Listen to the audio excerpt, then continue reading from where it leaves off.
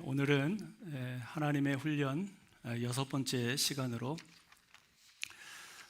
믿음의 그릇이라는 제목으로 오늘 본문의 말씀을 함께 나누고 또 우리 믿음을 점검해보는 그런 시간이 되었으면 좋겠습니다. 본문에 보면 한 여인이 남편이 세상을 떠나버렸어요. 이 여인에게 있어서 남편의 죽음은 무책임한 죽음이요, 또 어떻게 보면 황망한 죽음일 수 있습니다.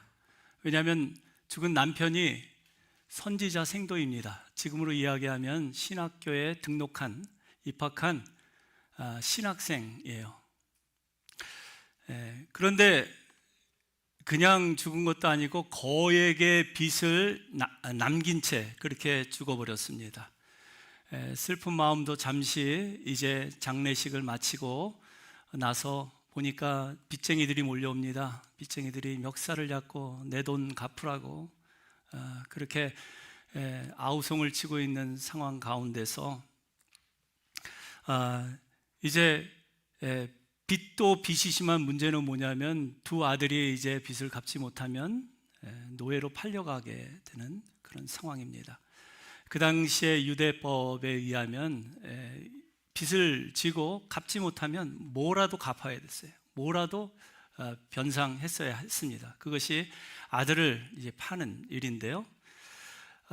이렇게 절망적인 상황에서 이 여인이 할 수 있는 일이 무엇이 있겠습니까?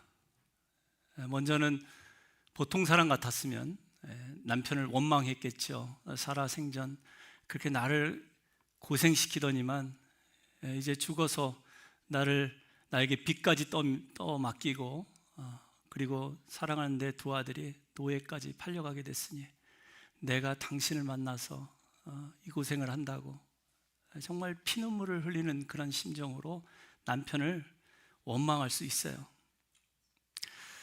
그렇지 않으면은 빚쟁이들에게 오히려 대항해서 내 남편 죽은 것도 억울한데 지금 내 두 아들을 뺏어간다고 난 그렇게 못해. 차라리 나를 죽이고 데리고 가.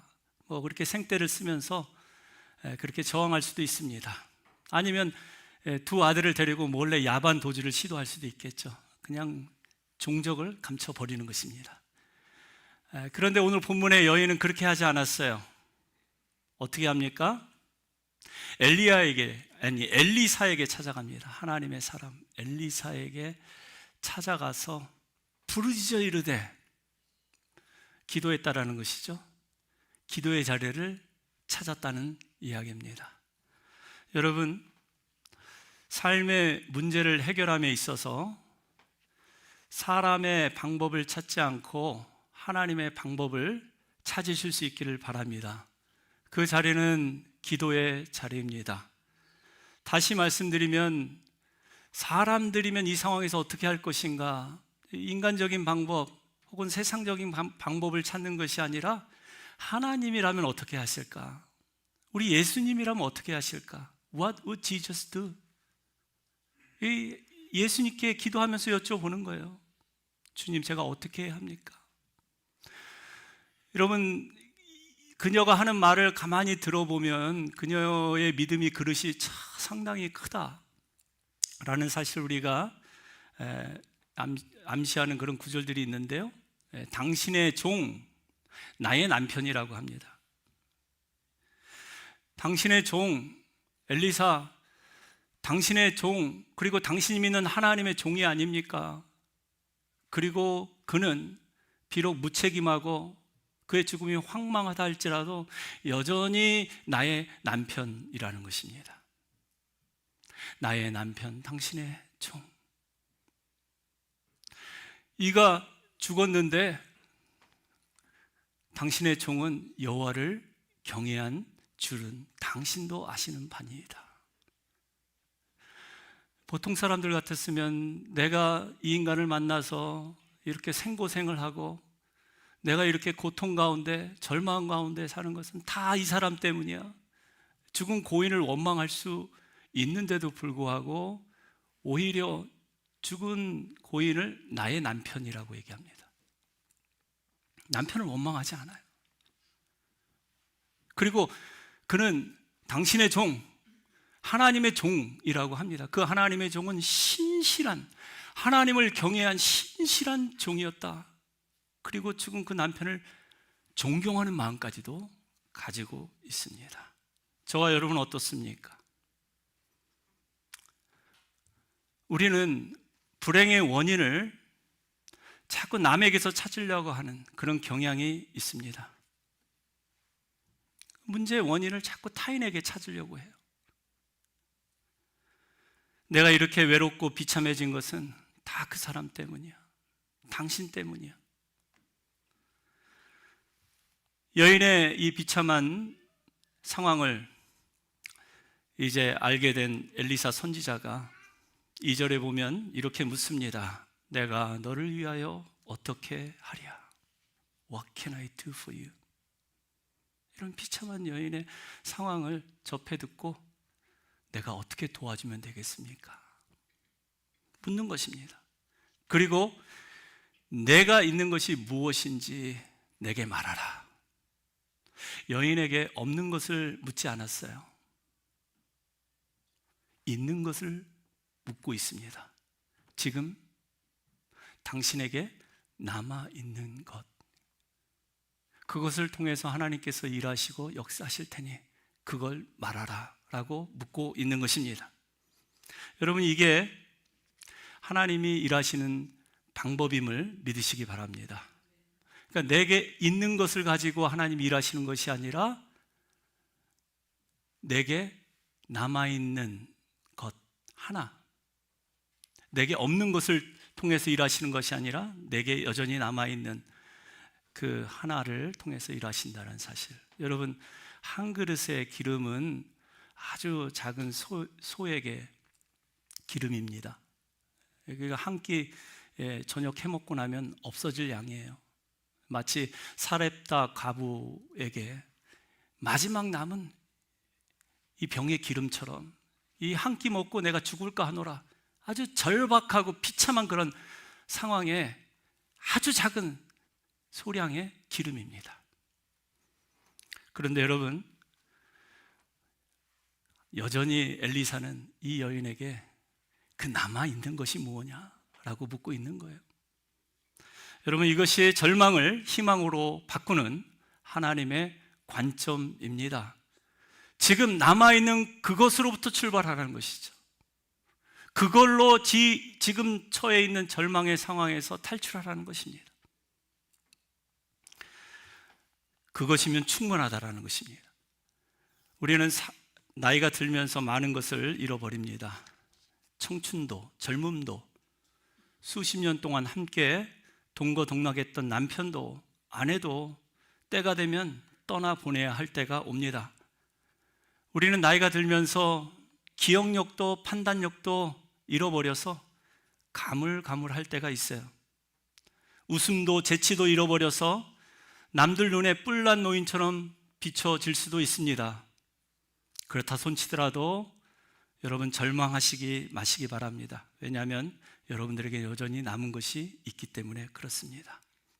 사실 이 여인에게는 빈 그릇이 아니라 그 마지막 남은 기름만 있는 것이 아니에요. 아직까지 그녀는 목숨이 붙어 있습니다. 그리고 엘리사를 찾아갈 만한 기력도 있었어요. 하나님께 부르짖어 기도할 만한 믿음도 남아 있습니다. 그리고 무엇보다도 이제 곧 팔려갈 아들들이지만 어머니 말씀에 순종할 줄 아는 아들 둘도 있었습니다. 또 뭐가 있습니까? 신용도 있죠. 왜냐하면 그릇을 빌리러 갔는데 마을 사람들이 그릇을 다 내줍니다. 그만큼 믿었기 때문에 그릇을 빌려주는 것이 아닙니까? 그러니까 사실 이 여인은 아무것도 없다고 하지만 남은 게 많이 있는 여인이에요. 여러분도 혹시 아무것도 남은 것이 없다고 생각할지 모르겠지만 따지고 보면 여러분에게도 많은 것이 남아 있습니다. 적어도 한 가지씩은 다 가지고 있는 게 있어요. 모세는 나이 40에 왕궁에서 쫓겨났습니다.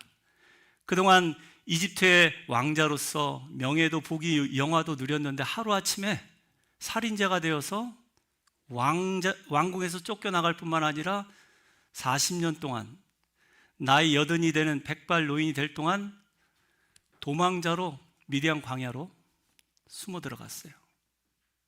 이제 나이 80이 되었을 때 하나님께서 그를 부르십니다.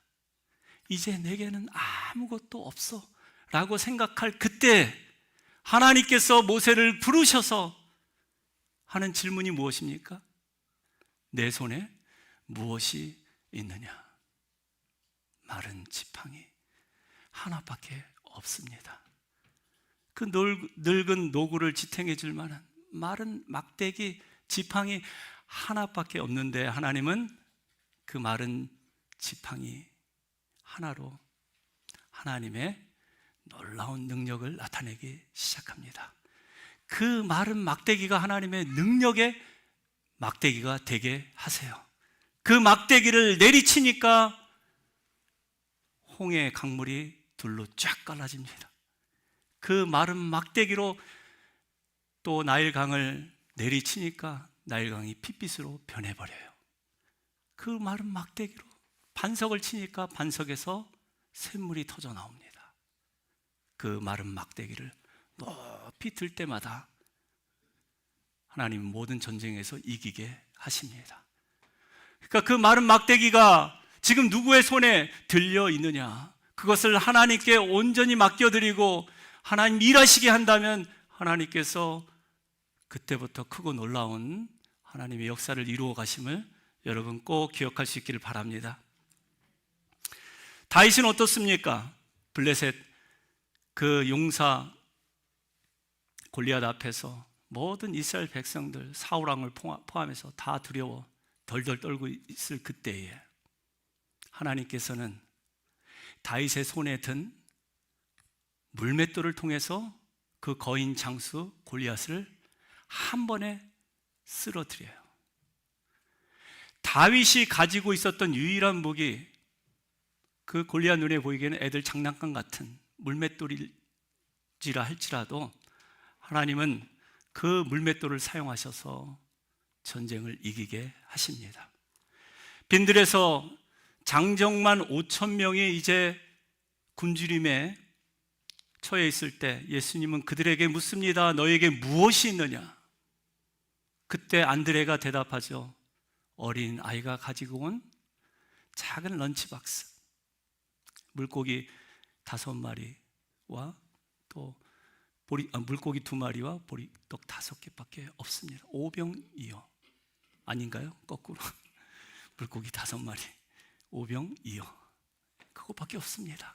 그러나 그 작은 어린 아이의 런치박스가 주님의 손에 들려질 때 그것으로 5,000명 아니 2만 명도 넘는 그 군중을 먹이고도 남는 12강제리가 남는 그런 기적의 역사를 나타내 보이지 않습니까? 그러니까 여러분, 우리는 없는 것을 보고 절망하는 것이 아니라 아직도 우리에게 남은 것이 무엇인가, 그것을 가지고 희망을 바라봐야 합니다. 우리가 너무나 잘 아는 송명희 씨, 태어날 때부터 뇌성마비 중증 환자 아닙니까? 그런데 그녀가 이런 고백을 합니다. 나 가진 재물 없으나, 나 남이 가진 지식 없으나, 나 남에게 있는 건강 있지 않으나, 다 없는 것을 얘기해요. 그런데 남이 없는 것 있으니, 그게 뭐래요? 남이 못 본 것을 보았고, 남이 듣지 못한 음성 들었고, 남이 받지 못한 사랑 받았고, 남이 모르는 것 깨달았네. 그리고 공평하신 하나님을 찬양합니다. 남이 가진 것 없지만 공평하신 하나님이 남이 갖지 못한 것 갖게 하셨네. 여러분이 믿는 하나님이 공평하신 하나님이심을 믿으십니까? 우리 모두에게 공평하게 나눠주셨어요. 그러니 여러분, 난 아무것도 남은 게 없다라고 불평하지 마세요. 원망하지 마시기 바랍니다. 그 남은 것 하나라도 거기서부터 하나님이 일하시고 역사하심을 기억할 수 있기를 바랍니다. 여러분에게 남아있는 그 남은 것은 마치 마중물과 같습니다. 여러분, 펌프질을 할 때 그 물속에 무한정 저장되어 있는 그 생수를 어떻게 끌어올립니까? 마중물 한 바가지만 있으면 돼요. 마중물 한 바가지만 그 펌프에 쏟아붓고 열심히 펌프질을 하면 여러분들이 상상할 수 없는, 생각지도 못하는 그 생수가 계속해서 올라옵니다. 그러니까 여러분, 믿음은 펌프질과 같습니다. 하나님께서 보이진 않지만 나에게 은혜를 베푸시고 하나님 예비하신 축복이 무한정인데, 내가 주님 믿음으로 기도의 자리에서 기도하며 펌프질을 하겠습니다. 하나님 끌어올려 주십시오. 그러면 여러분, 상상할 수 없는 무한한 잠재력이 여러분 안에서 분출되게 될 것입니다. 그것은 여러분의 나이와 여러분의 실력과 여러분의 삶의 배경과 아무런 관계가 없어요. 오직 하나님이 함께 하시고 하나님에게 믿는 자에게 능치 못함이 없느니라, 이 말씀을 믿고 기도하면 하나님께서 반드시 그러한 놀라운 역사를 이루어 주실 줄로 믿습니다. 그러니 여러분, 가난하다고, 돈이 없다고, 키가 작다고, 뚱뚱하다고, 학벌 없다고, 나이 들고 병 들었다고, 가방끈이 짧다고 낙심하거나 불평하지 말아야 합니다. 내 인생의 그릇은 지금 빈 그릇이라고 절망하지 말아야 합니다. 여러분, 아무것도 없는 빈 그릇이라 할지라도 깨끗하기만 하면 됩니다. 그러면 언젠가 하나님께서 그 빈 그릇을 가득 채우시는 그런 날이 오게 될 것입니다. 엘리사는 과부에게, 이웃에게 빈 그릇을 빌리라고 합니다. 빌리되 조금 빌리지 말고 되도록이면 할 수 있는 대로 많이 빌리라고 합니다. 그리고 여인은 두 아들과 함께 빌려온 빈 그릇을 가지고 방 안에 들어가서 문을 닫고 기름을 붓기 시작합니다. 마지막 남은 기름을 그 빈 그릇에다가 붓기 시작하는데 어때요? 계속해서 채워집니다.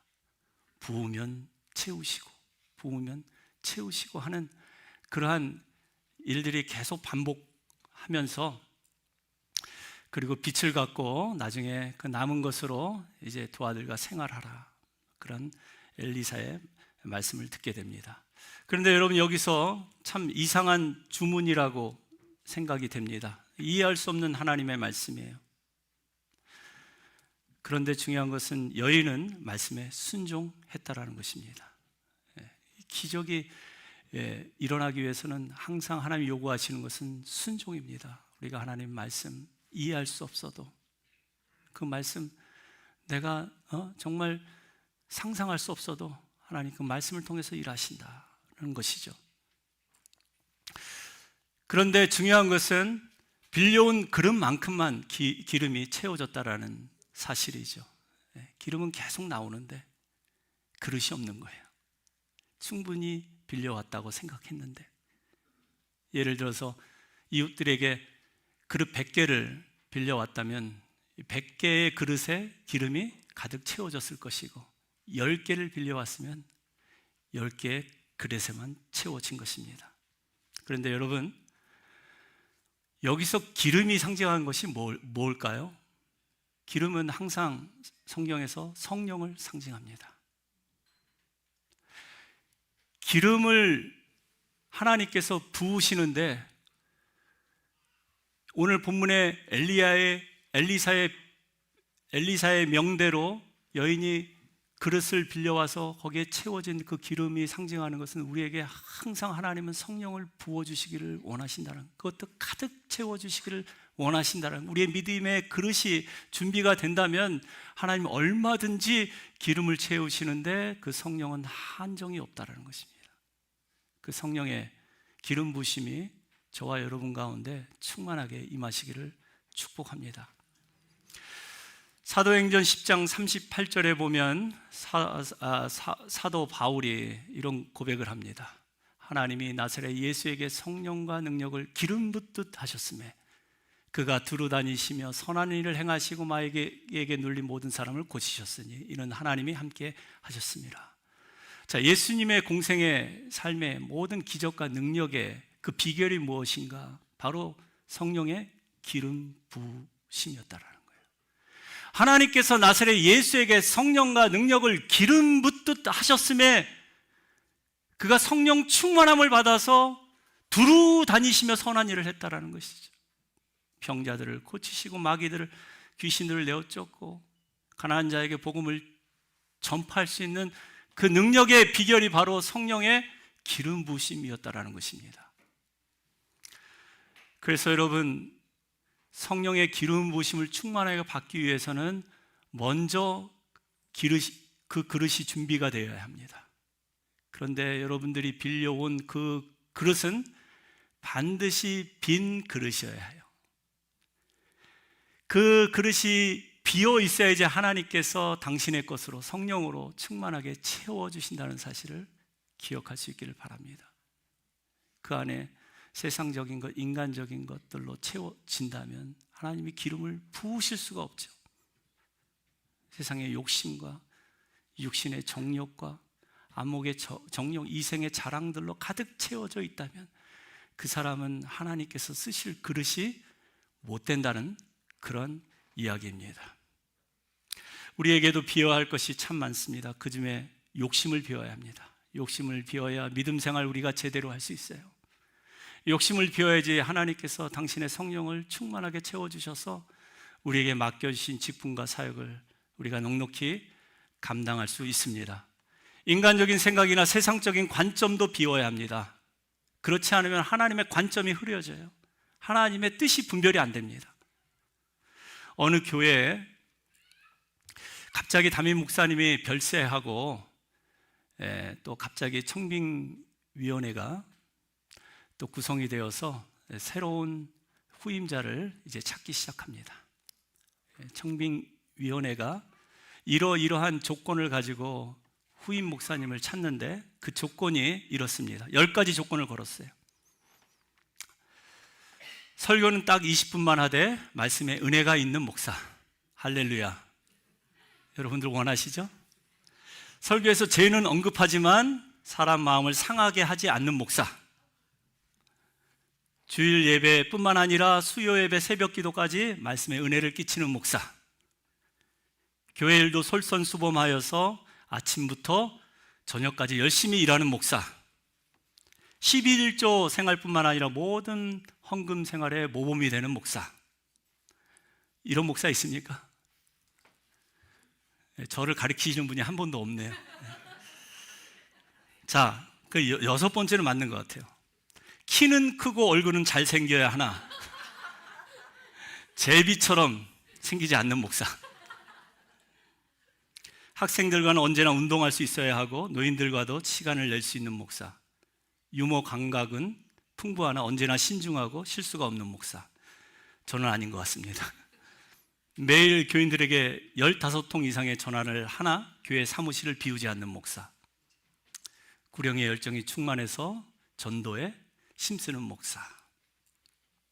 자, 이런 조건으로 지원자를 받았어요. 그리고 최종의 10명의 후보자를 선택했습니다. 그리고 공동의회에서 교인들에게 청빙위원회 경과 보고를 합니다. 그동안 10명의 목사 후보를 만난 그 결과 보고를 하는 거예요. 그 결과 보고는 이렇습니다. 1번 노아 목사. 노아 목사는 120년 동안이나 긴 목회 기간 중 열심히 했으나 비현실적이고 낭비적이다. 방주 건축에만 몰두했다. 2번 요셉 목사. 요셉 목사는 꿈이 컸으나 허풍쟁이였으며 지나치게 꿈 해몽에 집착할 뿐만 아니라 전과 기록이 있다. 3번 모세 목사. 모세 목사는 모녀하고 겸손했으나 자주 말을 더듬는 의사소통에 문제가 있고 사람들은 살인 혐의 때문에 그에 대한 성격에 많은 의심을 가지고 있다. 4번 드보라 목사. 드보라 목사는 여성이기 때문에 받아들이기가 어렵다. 5번째, 다윗 목사. 다윗 목사야말로 우리가 본 후보자들 중에 가장 촉망받는 목사였으나, 목사 후보였으나 이웃의 아내와 간통한 사건으로 그게 드러나서 문제가 생겼다. 그리고 6번, 엘리야 목사. 엘리야 목사는 기도는 많이 하지만 쉽게 낙심하고 쉽게 좌절하는 성격이라 사람들이 불안해한다. 7번, 호세아 목사. 호세아 목사는 인자하고 다정다감한 후보이나 사모의 사생활이 몹시 복잡하다. 8번, 베드로 목사. 솔직하고 솔선수범하고 능력 있는 설교를 하지만 성질을 죽이지 못하는 다혈질에 결정적인 순간에 배신을 하는 그런 경향이 있다. 9번, 바울 목사. 바울 목사는 능력 있는 설교자고 신유의 은사도 있으나 외모가 대머리인데다가 나이든 미혼이라 여신도들이 매우 부담스러워한다. 그리고 10번째, 가론 유다 목사. 가론 유다 목사는 자기 주관이 뚜렷하며 위기 때 교회를 이끌어 갈 만하며 특히 회계사 자격을 가진 사람으로 어려운 우리 교회 재정 문제를 잘 다룰 것으로 사료됨. 자, 이 청빙위원회에서 보고한 이 10명의 후보자들 중에 여러분들은 누구를 선택하시겠습니까? 누가 다음 주에 설교자로 뽑혔을까요? 네, 가론 유다입니다. 여러분, 사람들이 이렇게 겉모습이나 스펙을 보고 평가합니다. 그 사람의 살아온 전체적인 삶을 보고 평가를 해야 되는데 단면, 정가 기록, 스펙 이런 것만 보고 평가를 해버려요. 하나님은 그 사람을 끝까지 평가하지 않아요. 언제까지? 우리 코끝에 숨이 다 멎어질 그 순간까지 끝까지 우리를 좋게 보십니다. 아름답고 선하게 보세요. 왜냐하면 하나님은 끝까지 우리에게 은혜를 베푸시기 때문에 언젠가는 마음을 돌이키고 하나님의 뜻대로 살라를 기대하시기 때문에 그렇습니다. 그래서 여러분, 중요한 것은 빈 그릇입니다. 그리고 하나님께서 빈 그릇을 채우시는데 하나님의 성령으로 채우시겠다라는 거예요. 하나님의 성령으로 충만한 사람을 하나님께서 사용하시겠다라는 것입니다. 중요한 것은 그릇에 담긴 내용물입니다. 그 안에 무엇이 담겨 있느냐가 중요합니다. 고린도후서 4장 7절에 보면 사도 바울이 이런 고백을 해요. 우리가 이 보배를 질그릇에 가졌으니 이는 심히 큰 능력은 하나님께 있고 우리에게 있지 아니함을 알게 하려 하십니다. 우리를 뭐로 비유하고 있습니까? 질그릇, 깨어지기 쉽고 부서지기 쉽고 사람들이 함부로 막 따르는 이 질그릇처럼 우리를 비유하는데 중요한 것은 뭐예요? 이 질그릇 안에 보배를 우리가 담고 있다는 거예요. 그 보배는 바로 예수 그리스도입니다. 우리가 깨어지고 우리가 부서져도 우리 안에 계신 예수 그리스도께서 우리를 통해서 그 향기를 발해 주십니다. 여러분, 이것은 굉장히 중요합니다. 내 안에 지금 뭘로 가득 차 있는가? 세상을 향한 욕심과 육신의 정욕, 안목의 정욕, 이생의 자랑이 아니라 예수 그리스도 영, 나사렛 예수의 영이 내 안에 충만하게 임해서 나는 비록 약하고 깨어지고 쉬운 인생이나 주님께서 나를 붙잡아 주시고 나를 일으켜 세워 주실 것을 믿는 그 믿음이 중요하다라는 것입니다. 저와 여러분은 질그릇처럼 연약한 육체를 가졌으나 거룩하신 하나님의 성전입니다. 왜냐하면 우리가 예수님을 우리 몸에 모시고 있기 때문에, 우리 마음에 모시고 있기 때문에 그래요. 그래서 우리는 세상과는 구별된 거룩한 삶을 추구하는 것입니다. 오늘 본문의 엘리사는 여인에게 조금 빌리지 말고 모든 이웃에게 많은 그릇을 빌리라고 했습니다. 조금 빌리지 말래요. 많은 그릇을 빌리라고 합니다. 이 말씀에서 저는 교회의 연합을 생각해 봤습니다. 여러분, 한 분 한 분, 우리 각 사람은 하나님 앞에 쓰임받는 그릇입니다. 그런데 하나님의 능력을 체험하기 위해서 우리의 그릇 모양은 다르고 그릇의 크기는 달라도 그 모든 그릇이 동원되어야 한다는 것입니다. 다시 말씀드리면 여러분, 각자 한 사람 한 사람이 연합해야지 그리스도의 몸을 아름답게 세운다라는 얘기예요. 그래서 여러분, 아무리 힘들어도 교회 공동체에서 벗어나면 안 됩니다. 두 가지 이유 때문에 그렇습니다. 첫 번째는 연합이 생존이기 때문에 그렇습니다. 여러분, 주님의 몸된 교회라고 했어요. 지체가 몸을 떠나면 그것은 죽음과 같습니다. 예를 들어서 아무개 집사님, 아무개 권사님의 마음에 상처를 받았다. 그래서 예배를 뜨문뜨문 나오다가 어느 날 그냥 교회를 떠나버린 거예요. 여러분, 그럼 어떻습니까, 기분이? 주님의 몸된 교회는 그때부터 몸살을 알아야 돼요, 사실은. 무엇보다도 고통스러워 하실 분은 우리 예수님이세요. 예수님이 교회의 머리시기 때문에, 교회의 주인이시기 때문에 예수님이 너무나 고통스러워하고 지체된 저와 여러분들도 함께 고통을 느껴야 합니다. 에휴, 그럴 줄 알았어. 떠날 때가 됐네. 그렇게 쉽게 체념하고 단념할 게 아니라, 그 지체가 떨어지면 죽을 것인데, 분명히 예수님과 단절되면 생명을 잃어버릴 것인데 얼마나 힘들까, 고통스러울까. 불쌍히 여기는 마음을 가져야 한다는 것입니다. 그래서 여러분, 연합은 생존의 문제입니다. 교회는 반드시 하나 되어야 합니다. 그래서 예수 안에서 하나 되어서 건강하고 아름다운 주님의 몸을 세워가는 우리 평안 공동체 되시기를 축복합니다. 두 번째는 연합을 통해서 강해지기 때문에 그렇습니다. 전도서 4장 12절, 우리가 잘 아는 말씀이죠. 한번 읽어볼까요?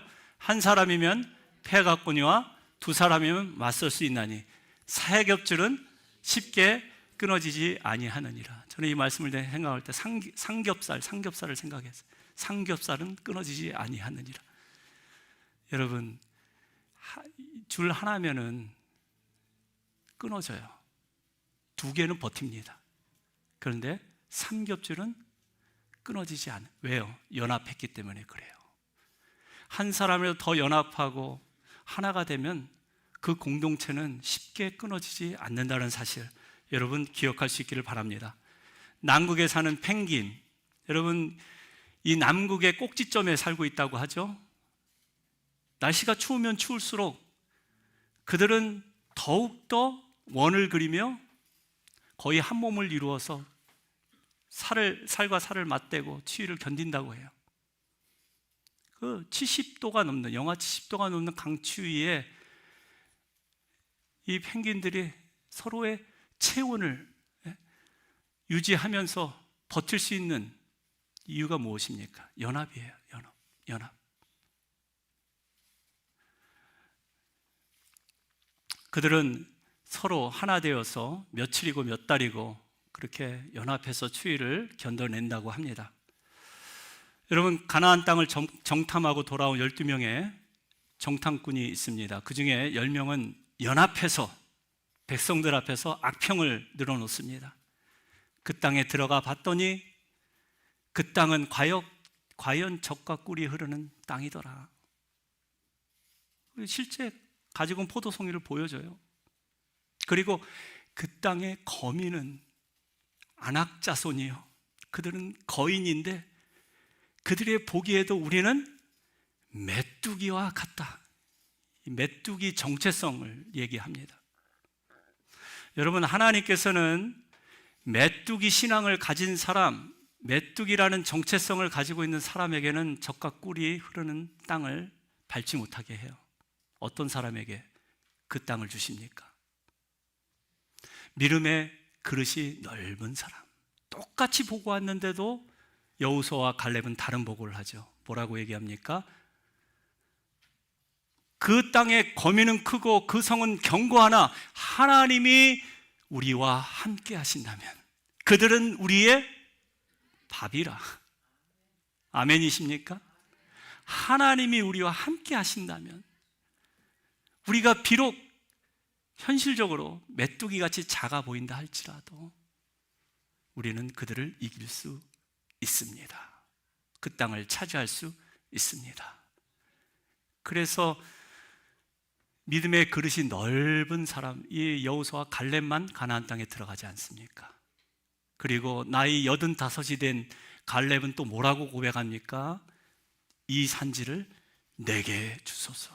아무도 감히 넘볼 수 없는 그 험악한 산지, 그 헤르몬 산, 그것을 자기에게 달래요. 여호와 하나님이 나와 함께 하시기 때문에 내가 그 산지를 정복할 수 있다. 여러분, 여러분의 믿음이 어떤 믿음인지 한번 점검해 볼 수 있기를 바랍니다. 우리의 믿음은 자꾸 현실을 바라보고 세상을 바라보면서 하나님을 제한해 버려요. 하나님이 함께 하시면 되는데 하나님이 함께 하셔도 그건 안 돼요. 아무리 생각해도 이거는 해결된 문제가 아니에요. 그리고 자꾸 플랜 B를 생각합니다. 기도하면서도 하나님이 역사하실 것을 스스로 제한시켜 버려요. 그러면 하나님도 팔짱 끼고 구경하십니다. 하나님도 일하시지 않으세요. 우리의 믿음이 자라간다라는 것은 불신의 한계를 뛰어넘는 것입니다. 말씀을 마무리하도록 하겠습니다. 하나님께서는 저와 여러분의 그릇을 채워가기를 원하세요. 여러분 마음을 비우시고 넓히시기를 바랍니다. 여러분 그릇의 사이즈, 재질은 중요하지 않습니다. 약하고 깨지기 쉬운 질그릇이라도 괜찮아요. 중요한 것은 그 안에 무엇을 담느냐가 중요합니다. 바라기는 여러분 삶의 중심에 예수 그리스도, 기름 부은 받은 자를 모시기를 바랍니다. 그래야 여러분에게도 성령의 기름 부음이 충만하게 임하는 것입니다. 그래야지 저와 여러분도 예수님처럼 두루 다니시며 하나님의 선한 일을 할 수 있기 때문에 그렇습니다. 우리 모두 믿음의 그릇을 잘 준비해서 하나님의 축복의 통로로 쓰임받는 가정과 이 교회가 되시기를 주님의 이름으로 축원합니다.